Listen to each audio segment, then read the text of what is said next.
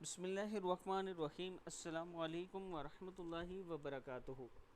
आबिद राजी चैनल की तरफ से आज मैं अपने दोस्तों को नबी अकरम सल्लल्लाहु अलैहि वसल्लम की बहुत ही प्यारी हदीस सुनाऊंगा।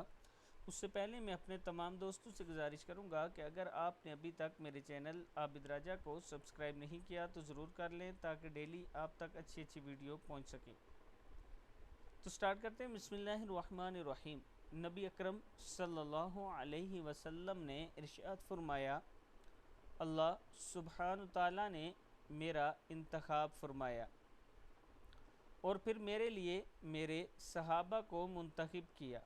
फिर इनमें से कुछ को मेरा करीबी साथी, कुछ को मेरा मददगार और कुछ को मेरा ससुराली रिश्तेदार बनाया। लिहाजा जो शख्स इनको बुरा भला कहेगा, इस पर अल्लाह की, इसके फ़रिश्तों की और सारे इंसानों की लानत होगी और क़यामत के दिन इसकी नफल इबादत कबूल होगी और ना फ़र्ज़, और क़यामत के दिन ना इसकी नफल इबादत कबूल होगी और ना फ़र्ज़ कबूल होगी। किताब का हवाला ये मौजूद है, देख सकते हैं। यानी रसूलुल्लाह सल्लल्लाहु अलैहि वसल्लम ने इस हदीस में फ़रमाया कि जो मेरे सहाबा को बुरा भला कहेगा, इस पर अल्लाह ताला की, फ़रिश्तों की और सारे इंसानों की लानत होगी और क़यामत के दिन ना इसकी नफली इबादत कबूल होगी और ना ही फ़र्ज़।